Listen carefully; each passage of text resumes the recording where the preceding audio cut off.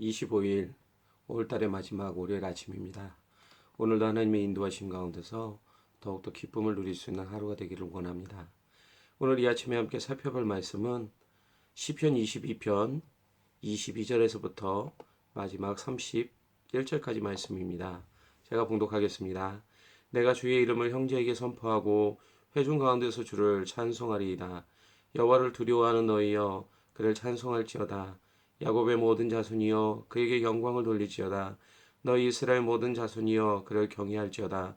그는 공고한 자의 곤고를 멸시하거나 싫어하지 아니하시며 그의 얼굴을 그에게서 숨기지 아니하시고 그가 울부짖는 때에 들으셨도다.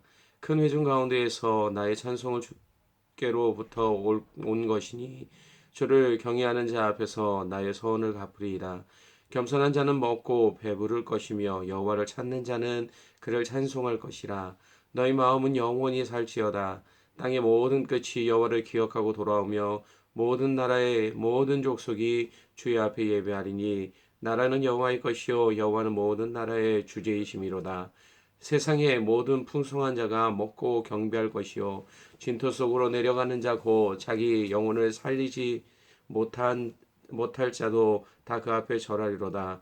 후손이 그를 섬길 것이며 대대의 주를 전할 것이며 와서 그의 공의를 태어날 백성에게 전하며 주께서 이를 행하셨다 할 것이로다. 아멘.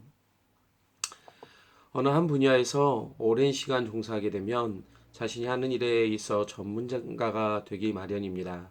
요즘은 보통 이런 사람들을 가리켜서 달인이라고 부릅니다. 탁월한 학식과 학위가 없더라도 우리 주변에 이러한 분들을 쉽게 찾아볼 수 있습니다.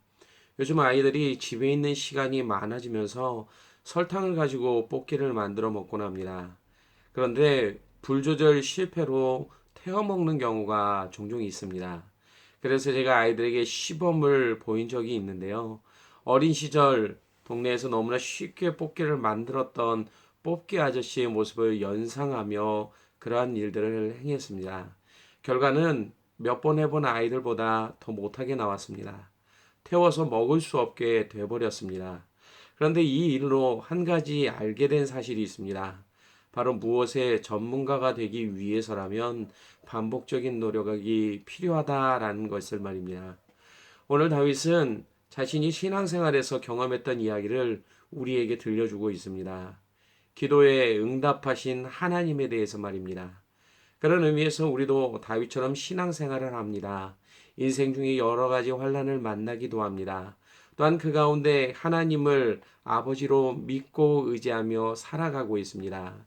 그렇다면 다윗처럼 우리들도 삶 속에서 기도에 대한 응답이 있어야만 합니다. 어떻습니까? 여러분의 기도가 응답되고 있습니까? 아니면 그렇지 않습니까? 응답된다면 날마다 그것을 경험하고 있습니까? 굳이 답변하지 않으셔도 현재 우리의 모습에서 쉽게 답을 찾을 수 있습니다. 특별히 삶 속에 쉽게 흔들리고 있는 우리의 믿음을 통해서 기도하지만 응답되지 않는다라는 것을 알 수 있습니다. 그렇다면 나의 기도가 응답되지 않는 것에 대해 그 이유를 생각해 보신 적이 있으십니까? 단순히 하나님이 나를 사랑하지 않아서야라는 답으로는 그 이유를 찾을 수 없습니다. 그 답을 찾기 위해서 우리는 오늘 말씀에서 다윗의 고백과 함께 그의 모습을 깊이 살펴볼 필요가 있습니다. 다윗은 믿음으로 기도하는 자는 또한 그 믿음으로 감사와 찬양의 생활을 해야 된다라고 말하고 있기 때문입니다. 오늘 2절 말씀을 보십시오. 내 하나님이여 내가 낮에도 부르짖고 밤에도 잠잠하지 아니하오나 응답하지 아니하시나이다. 지금 다윗이 이 고백에서 느낄 수 있는 것은 자신의 기도에 응답하지 않음에 대해 괴로워하고 있는 모습입니다. 그의 기도는 간절했습니다. 그가 이렇게 기도하는 이유가 11절에서부터 16절까지 나옵니다. 특별히 현재 자신이 당하는 어려움에 대해서 우리에게 말하고 있습니다. 그는 마치 사방이 우겨싼 것처럼 포위되어 있습니다. 12절에서 보시는 것처럼 많은 황소가 나를 에워싸며 바산의 힘센 소들이 자신을 둘렀다라고 이야기합니다. 게다가 금세라도 원수들이 달려들어 자신을 뜯어먹을 것처럼 으르렁거리고 있는 것이 다윗의 상황이었습니다.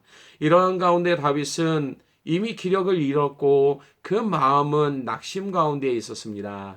이것이 지금 다윗이 처한 상황이었지만 그 가운데서도 그는 밤낮으로 기도했습니다. 하나님의 도우심이 없으면 아무것도 할 수 없기에 그분을 간절히 찾고 있었습니다. 그러나 하나님은 여전히 침묵하셨고 응답하지 않으셨습니다. 이러한 일들은 다윗을 실족하게 만들기에 충분했습니다.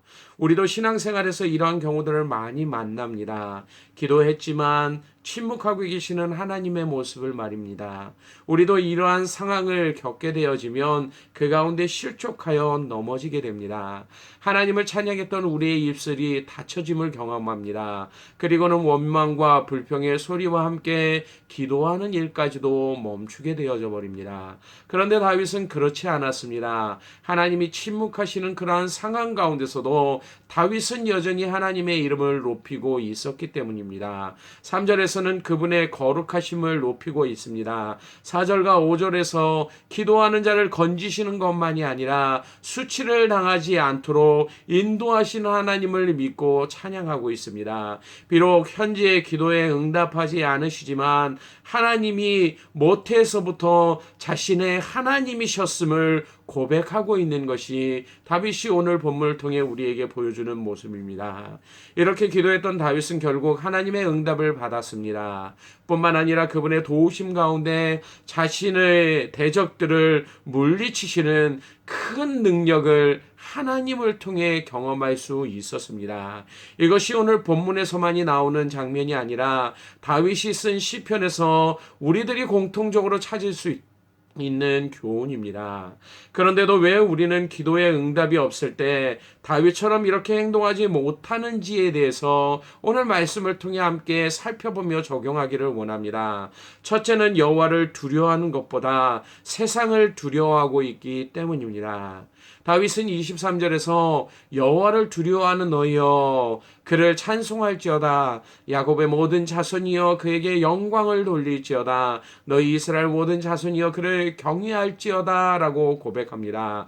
여호와를 두려워한다라는 의미가 무엇입니까? 그분을 공포의 대상으로 생각한다라는 뜻입니까? 그렇다고 한다면 그분을 찬송하고 영광을 돌리는 것이 자발적인 행동이 아닐 것입니다. 가나안 땅의 사람들도 바알과 아세라를 그러한 의미로 섬겼습니다. 그들이 진노하게 되면 자신이 짓고 있는 농사에 영향을 미친다라는 이러한 두려움 때문에 그 신들을 경배했습니다. 마찬가지로 이러한 의미에서 하나님을 두려워하고 예배한다라면 우리의 예배도 우상 숭배일 뿐임을 가르쳐주고 있습니다. 자발적으로 하나님께 찬양과 영광을 돌릴 수 있는 것은 그분을 경외할 때만 가능한 모습입니다. 그런 의미에서 본문에 여호와를 두려워한다라는 이 표현은 여호와를 경외하는 사람들이 갖고 있는 모습임을 보여주는 것입니다. 이처럼 여호와를 경외하는 자는 자신의 삶에서 그분을 최고로 모시는 자들입니다. 삶의 모든 초점이 하나님께 있는 사람들입니다. 이러한 자들의 삶의 독특한 특징은 하나님 중심으로 세상을 바라본다라는 것입니다. 물론 행복하고 평안할 때 이들은 하나님께 감사하며 기쁨과 즐거움으로 세상을 살아갑니다. 또한 고난과 어려움이 찾아오는 그 순간에도 여전히 하나님 중심으로 세상을 바라보면서 믿음이 흔들리지 않는 사람임을 나타내고 있습니다. 다니엘의 세 친구처럼 그리 아니하실지라도 하박국 선지자처럼 비록 무화과 나무가 무성하지 아니하도 포도나무에 열매가 없고 감람나무에 소출이 없어도 여전히 하나님 중심으로 세상을 바라보며 그 가운데 즐거워하는 삶을 살아가는 것, 이것이 하나님을 경외하는 사람들의 모습임을 보여주고 있는 것입니다. 이러한 자들은 세상을 두려워하지 않습니다. 이 말은 세상의 어떠한 것도 그들에게 영향을 줄 수 없다라는 뜻입니다. 좌절하고 절망하는 상황이 생겨도 하나님이 모든 능력의 하나님이시기에 그분의 도우심을 구하며 기다리는 삶을 살아가기 때문에 그들은 결코 세상을 두려워하지 않습니다. 오직 하나님만이 고치시고 회복할 수 있다라는 이러한 믿음을 가지고 삶을 살아가는 자들이기 때문입니다. 하지만 우리는 여전히 하나님을 경외한다라고 말하지만 하나님을 두려워하기보다는 세상을 두려워합니다. 세상에서 부는 작은 바람에도 벌벌 떠는 것이 우리들이 갖고 있는 모습입니다. 아직 이루어지지 않은 상황인데도 사람들의 말에 종잡을 수 없을 정도로 흔들리고 있는 것이 우리들의 마음임을 경험하고 있습니다. 그렇기 때문에 하나님께 기도는 하지만 의지하지 못합니다. 아니, 할 수조차 없는 것이 하나님을 경외한다라고 말하고 있는 우리들이 갖고 있는 모습입니다. 결국 우리는 하나님께 기도하지만 응답되어지지 않는 그러한 삶을 경험하고 있는 것입니다. 두 번째는 그렇기 때문에 우리는 그분이 행하시는 일이 무엇인지조차도 알지 못합니다. 그런데 다윗은 24절에서 하나님이 어떠한 분이신지를 말하고 있습니다. 그는 곤고한 자의 곤고를 멸시하거나 싫어하지 아니하시며 그의 얼굴을 그에게서 숨기지 아니하시고 그가 울부짖을 때 들으셨도다라고 말입니다.